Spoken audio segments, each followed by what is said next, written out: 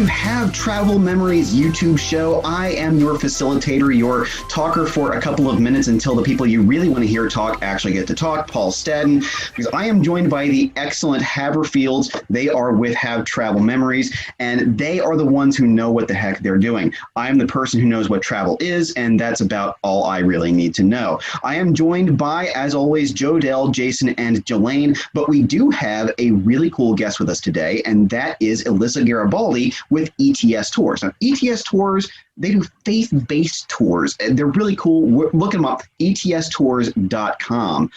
So Jodell, Jason, Jelaine, Alyssa, thank you so much for joining me here. I mean, well, actually, I'm joining you, really, if I'm being honest. Hi, Paul. How's everybody? Thank you, Paul. It's good to be back. Good to be here with you guys. So I'm going to turn it over to you guys, of course, but maybe we can begin, Alyssa, a little bit talking about what ETS Tours is. What are faith-based tours? Yeah, so just a little bit of background about our company, Educational Travel Services, also known as ETS. We are the leaders in faith-based travel and the #1 tour operators of Christian travel to Israel. We were founded actually back in 1974 by a Methodist pastor. Unfortunately, he did pass away a few years back, but his son now owns and operates the tour, operates our company. We first started actually in Israel. A really interesting story about the founder of my company was that he was an ordained Methodist pastor, and then he went to Israel for the very first time with a company, a little company from New York. They were offering a free trip for newly ordained pastors. When he went, his life was forever changed. And he felt like the Lord was calling him to start a travel ministry. And so that was what we were founded on. We started doing trips to Israel, and we own a couple of hotels there. We have all of our own tour guides. Everything is very faith-based specific to specific denominations. So that's what we specialize in. And after pastors started coming back from the Holy Land, we realized that they wanted to go other places where their heritage came from, where church reformation was.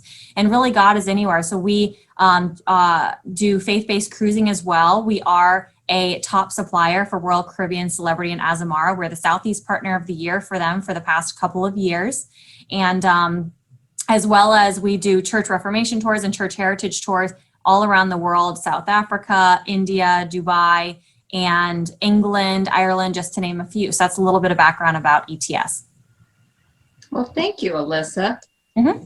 That's wonderful to get the background of this amazing company. Where HaveTravel fits in is that we are the facilitators through ETS to take you to Israel on one of their tours. Now, we go along, we do everything as usual, as our reputation says. All you have to do is pack. It's all inclusive, right, Alyssa? It is all inclusive, yes. Okay, so it's all inclusive. So really, all you need to do is pack and get yourself to the airport, and we take you from there. So Alyssa's going to tell us a little bit more about the tours themselves, and then I'll come back in when she's finished. All right. So for a Holy Land tour, there is a big difference between a Holy Land tour and a trip to Israel. What we specialize is in the Holy Land tour and a pilgrimage. So of course you are laying your head on a 4-star pillow at the hotel. Of course, you're going to have beautiful accommodations. They're brand new buses, and they're high-tech buses that have Wi-Fi capabilities. You can plug your phones in and get a charge. So it's definitely not a third world country, but it is a pilgrimage typically led by a tour leader that can either baptize in the Jordan River or lead in prayers and hymns and worship. And if you're not traveling with your own pastor, ETS actually has tons of guaranteed departure dates that you can join on with, where we do have spiritual leaders on board. So what's a typical day like in Israel? Unfortunately, wake-up calls at like 5:30. I know that sounds a bit wild, but wake-up calls at 5:30. You're down for breakfast by 6:37. You're out the door by 8, and you don't get back until 5 p.m. That sounds really wild, but you get to see, typically like 5 to 7 sites out of the day. I mean, you're walking down the streets of the old city. Can you imagine walking down the streets of the old city? Or going to the garden tomb where Jesus has died and resurrected from. You're spending numerous hours at these places, praying and worshiping and really getting to understand where the Bible took place. And so it does seem like you're gone for a long time and you're kind of exhausted by the end of the day. I work out quite a bit, and never once in Israel have I worked out. Never once, because you don't need to. Yeah, a lot of people ask, do they have a gym at the hotel? We actually do have a gym. The owner of our company, the hotel in Jerusalem that we own, the Olive Tree Hotel, the founder of our company, he actually put in a gym into the hotel like 2 years ago because he started really working out very heavily. And it was funny when he did, because we were like, no one's ever going to use that, James. And no one uses it to this day. No one uses that gym in Jerusalem. But so normally you get back at 5, you go back to your hotel room and you have, a few minutes to wash up. You definitely do not need to get dressed up for dinner.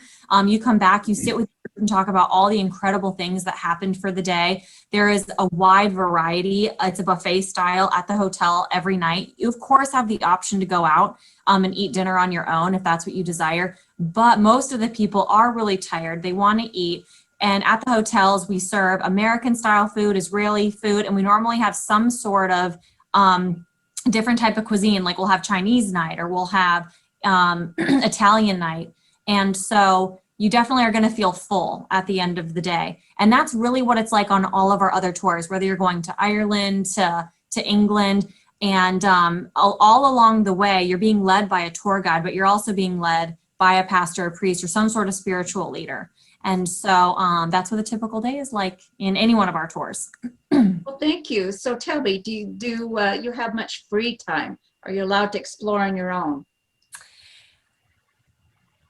That is a really great question. It's not that we don't want you to explore on your own, because we know that a lot of people like to do that. But again, these tours, you only have so much time in Israel and you have millions of sites to get to, and every single site is truly important. You're only in the Galilee area where Jesus did most of his ministry. You're only there for 2.5, 3 days. So you're going on the Sea of Galilee, you're going to Capernaum, you're going to the Mount of Beatitudes, you're seeing a Jesus replica boat, a boat that was found 2,000 years ago that they took and they had to spray this styrofoam thing all on the bottom of the boat so that they could take out this 2,000-year-old boat that's been sitting in the water and drag it out of the water. It took them months to drag it out.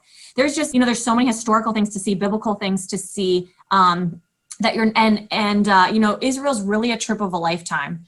And so we do pack the days out. The times that you do have on own are going to be at nighttime. And we actually have hospitality staff. They're American couples like us that have traveled with us before, have led their own groups. They end up retiring from the ministry, and we invite them to live inside of our hotels to help with our groups get acclimated with the hotel. They're there for breakfast and for dinner.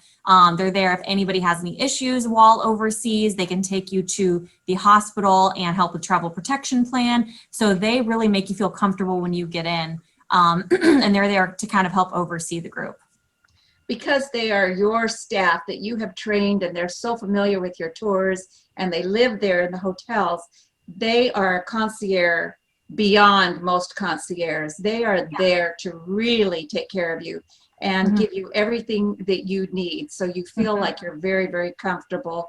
They know what you're doing because they've experienced it themselves. And speaking of that, you told me that when you were first hired by ETS, the first thing they did is send you to live in Israel for a few months. So tell us a little bit about your own personal experience living there. So it was a whirlwind. I was fresh out of college, couldn't find a job. It was right down in the down recession. And I got an interview here. I didn't even know, what Israel really was, to be honest. And I'd been working here for a few months, and it's really important for everybody in our company to get to Israel and to travel on every one of our journeys. I've been so blessed to be able to go to so many different destinations, including Cuba was definitely a highlight of my life. But I traveled there in November and December for a full 2 years, and I went on probably 10 different tours. Not the entire time, but I went with the Catholic group, I went with the Baptist group, I went with a Jewish group, all different denominations. And then I went and I served as hospitality staff in Jordan and in Egypt, welcoming the groups. I was on a Nile cruise for about 10 days. incredible experience. I can't believe how hot it was in December, but you know, I got to see so many wonders of the world in 2 months, and it was a whirlwind. And I was telling Jodelle on one of our last conversations that every single person has a life-changing experience, really. That is what we're here. We're here to create life-changing experiences and life-changing journeys. It is not just a typical vacation. This is literally going to change your life. And every single person that I've ever talked to that has gone to Israel has had their own life-changing journey. One of my favorite stories is actually one of my own. My sister was able to travel with me for 2 months. Thank goodness someone went with me for 2 months, you know, going to Israel by myself. I couldn't have even imagined being in the hotel room every night for 2 months by myself. But my sister went with me, and she was a proclaimed atheist before she traveled. And so Emily was really lost in the world. And it was really such a blessing that she was able to travel with me, because when she came back, her whole life changed. She stopped all the things that she was doing, all the poor choices that she was making. She really rededicated her life back to Christ, and because she had fallen very far away from that, and she became a midwife. She put herself through school, and now she's a home birth practicing midwife, and she owns her own practice. And if you even knew the story of Emily before this had happened, you know, you would not even recognize her. Now she's definitely my Christian sister, and I look up to her in so many ways. And that's just one person's story. And last year in 2020, we had 40,000 people on the books to go to Israel. Can you imagine all those lives being changed with just one story, and you come back having your own? So that's why I do what I do, and that's why I'm so dedicated. And I feel like I'm going to be here the rest of my life, because I have the opportunity to change people's lives. How many people get to say that? Well, not only have you had that opportunity to change people's lives, you've had the opportunity to change a member of your own family. So you truly have the testimony of Right. how amazing this experience is. Mm-hmm. Now, let me ask you about what is the average length of these tours? They range. Are they 7 days? What are they? Yeah, so they range anywhere from 8 days to 11 days. We can customize a tour. We can go as long as you want. Some of our tour leaders like to go for 14 days. But a good amount of time is going to be from 8 to 10. Our most popular tours is an 8-day Bible Land Discovery and our 10-day Holy Land Classic. And so it just depends on how long you can get away from work, how young the group is. So we have a few different itineraries to choose from. We have planned to go March 1st of next year, the Yay! Holy Land Classic, and that will be 8 days, right, Alyssa? So the Holy Land Classic is actually 10 days, but when I say 10 days, 2 days are travel. Oh, okay. So, on the way there, the flight is about 9 hours. I'm not trying to scare anybody. It is a red eye. You're going to be totally asleep the entire time. It is 9 hours coming. It's 9 hours going there and 10 and a half hours getting back. Is that a direct flight? Yeah. So from New York?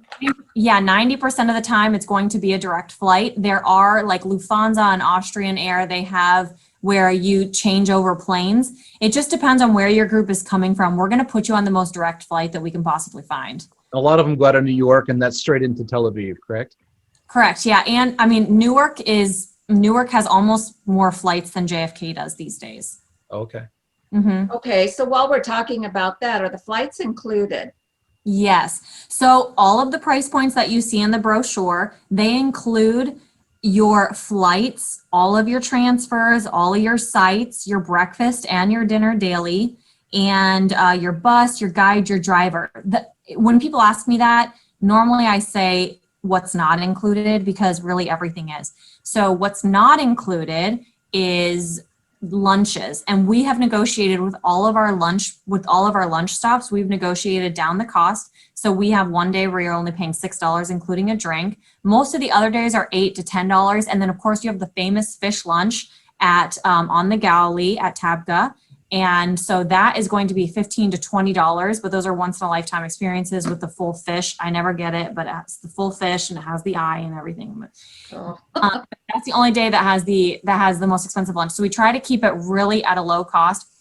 And there's tips to the guide and driver. So the tips to the guide and driver on average is $9 per person per day. So you really do not have a lot of cost when you go overseas. Everything is upfront cost on the brochure. Well, in some ways, wouldn't that be ideal? I mean, because just what research I've done about Jerusalem, one of the fantastic things there is all the food that you can buy right there in the city that are sold by the vendors. And that's, from what I've seen, one of the most exciting parts is just being able to partake of the local food there, which is very affordable and it's very authentic to the area. And Right. it's right there in the different areas of Jerusalem. So I would think that would be something you'd want to be able to pick and choose while you're, like, for example, in Jerusalem on that tour. Yeah, so that's interesting that you say that, really, because that's kind of a hidden secret that nobody really knows until you get on the tour. The tour guides we give them a certain allotment, and they buy those foods and kind of pass it around to everybody. So things like tahini, like the sesame seeds, they buy before it gets made into tahini. There's a lot of processing that goes on, smokiness that goes into the sesame seeds. They always buy that and pass those around.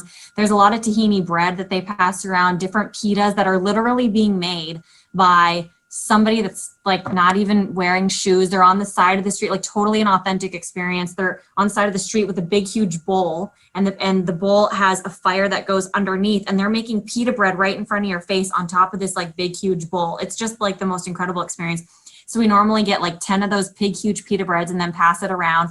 There is the most popular chip in Israel is a peanut butter puff.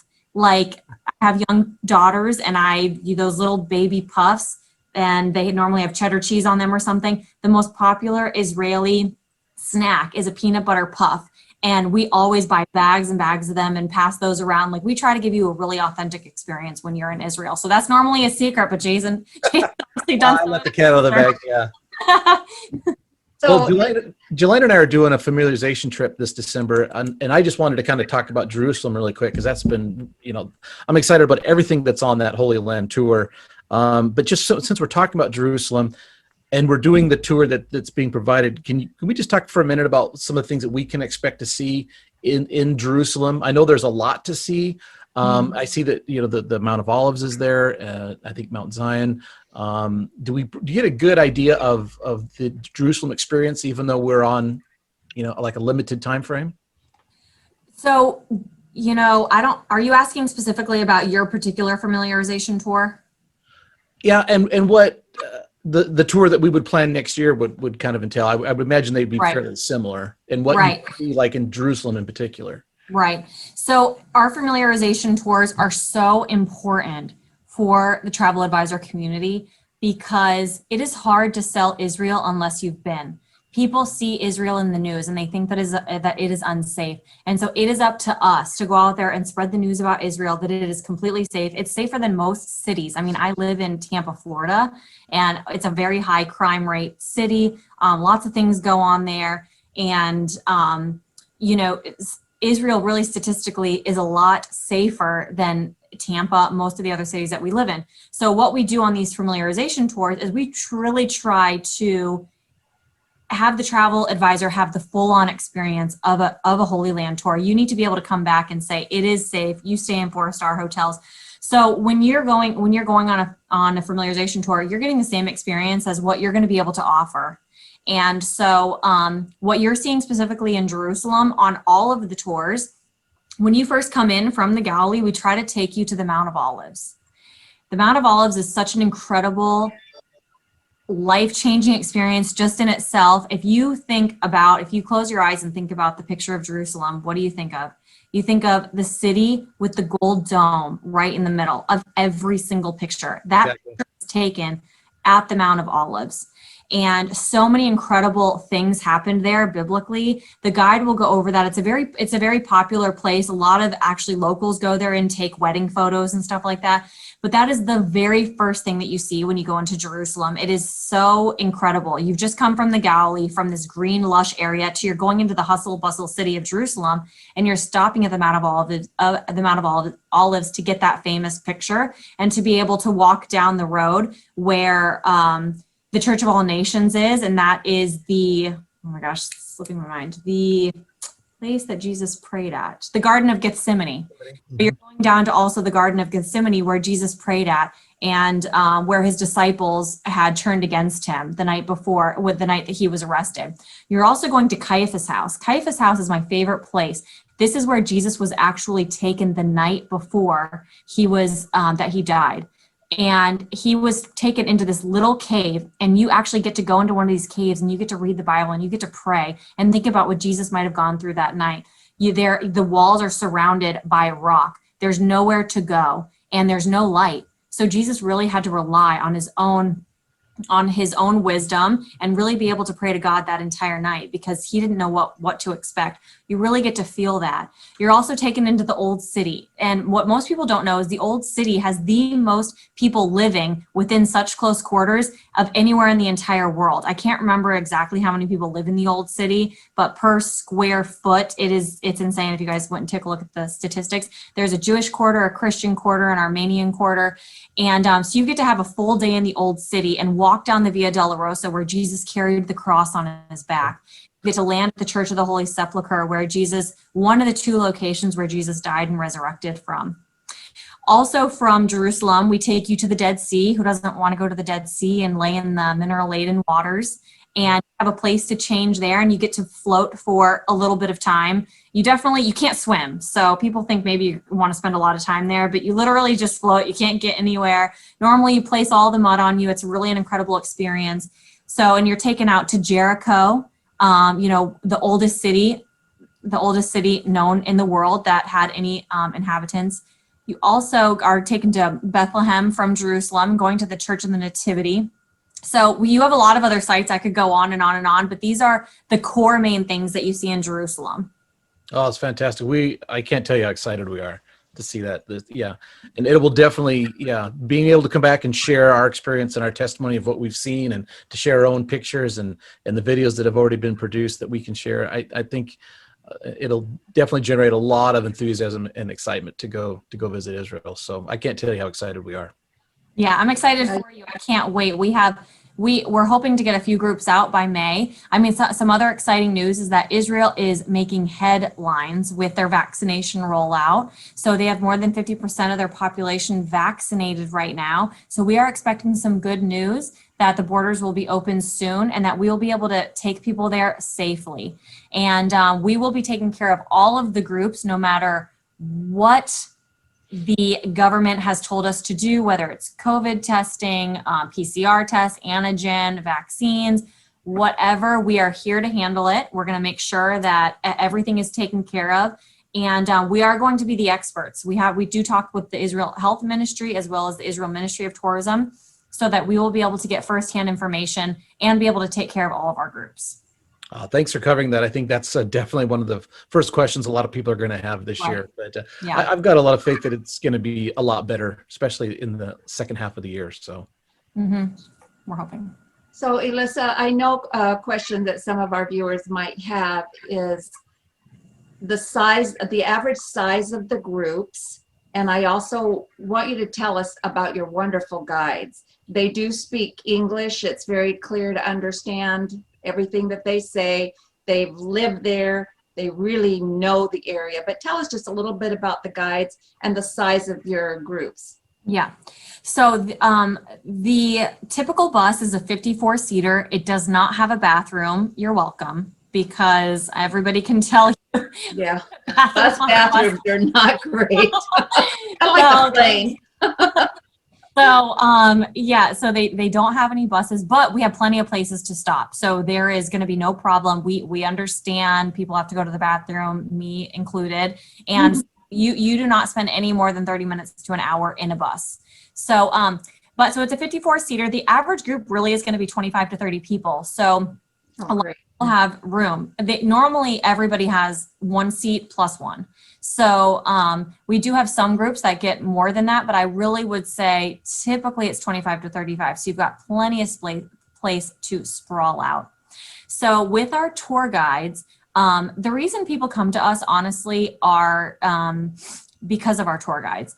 We have been around Israel since, again, 1974. And really, we produce the most people into Israel than any other company here in the United States. So that plays a huge role in getting the best of the best tour guides. The best of the best tour guides cost money, and they also want to make sure that they can feed their families. And so they come to us because we produce the most groups. It really only makes sense. But everybody wants to be our tour guide. However, you can't be our tour guide unless you've been hand selected by the CEO of our company. And that happens starting with Dr. Ridgway, the founder of our company. Now his son goes over there and he hand selects all of the tour guides. And we have monthly tour guide meetings as well to keep them on track. So these tour guides, there is not one of them that I know of that has a really strong accent. Most of our tour guides have been around for quite a long time. One of our most popular tour guides is actually from the States. I know that sounds a bit wild, but he's actually from the States and his family actually lives in Los Angeles. But he has been, they lived in Israel for a long time, and he's been a tour guide for 30 years.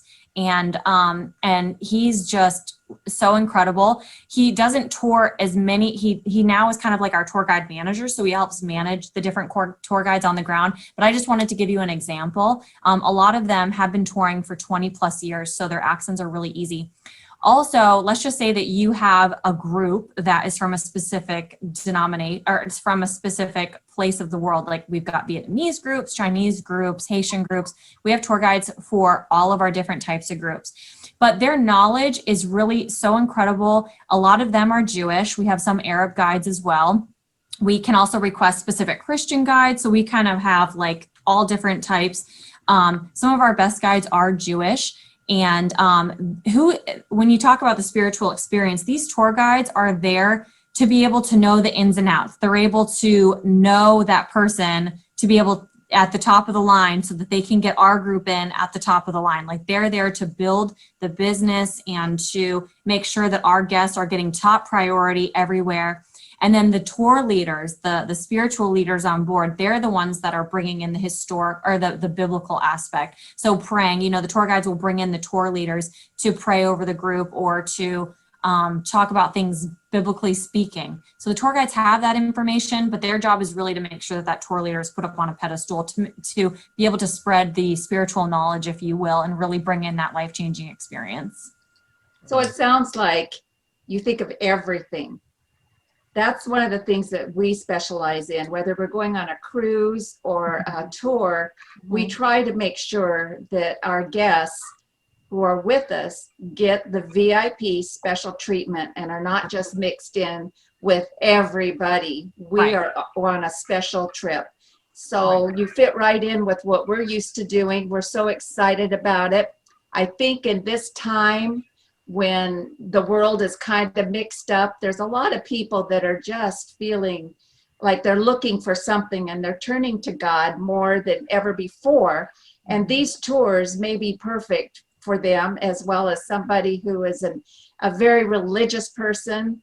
These tours are for any denomination, as Alyssa said, from Catholics to Latter-day Saints. Everybody can get something from these tours. We can customize them to whatever they want. Like I said, March 1st is our Holy Land Classic Tour, and we are so looking forward to that. And Jason and Jelaine will be on that tour along with the guides and helping you with that. So we look forward to this so much. And thank you so much, Alyssa, for taking the time this morning. And just so you know, we will be doing a FaceTime later with Alyssa. It will be a FaceTime live stream, and then she can answer some of your questions. So I'm sure that if you've been making notes, or if you hadn't, go back and watch this again, make notes. And when we advertise our live stream, we're ready to do it.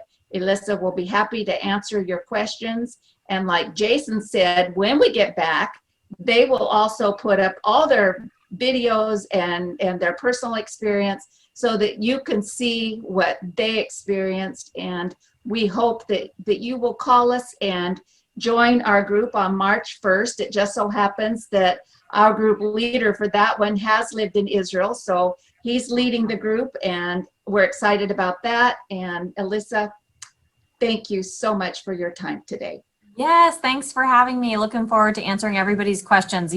Everybody always has a ton, so I'm ready. I've been there millions of times. And you can go over and over again too. It's not one trip doesn't do it for you. You know, and that, Jodelle, really, I should leave this with you. Israel has the most repeat business of any other country in the entire world. On average, 37% of people that have traveled to Israel go back a second time. I think so. I think so. I think where it's a religious experience. And so as you change and grow, your experience in Israel is going to change. So it's not a one and done type experience. It's something you can do over and over, and it's different every Definitely time. not Disneyland. Yeah. No. Not Space Mountain. You've been sick once, you've been sick a million times.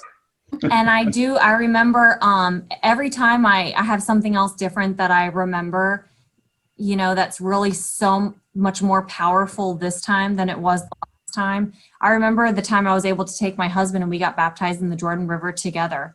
And, you know, I am not big on family pictures in my house for some reason. My parents never were. But the only picture I have, not even my wedding picture of the birth of my children, but I have the picture of my husband and I being baptized and us getting up together and kissing. Like, that is the only picture that's in our house, because that really was probably more meaningful than you know, really us getting married. That was really us solidifying our relationship with Christ, which keeps us happy in our marriage. Not every day, but it keeps us happy in our marriage, you know. So, and every time, and I cannot wait, you know, to bring my kids back. And every time that you do go and you've had such a good experience, you want to see that experience light through somebody else.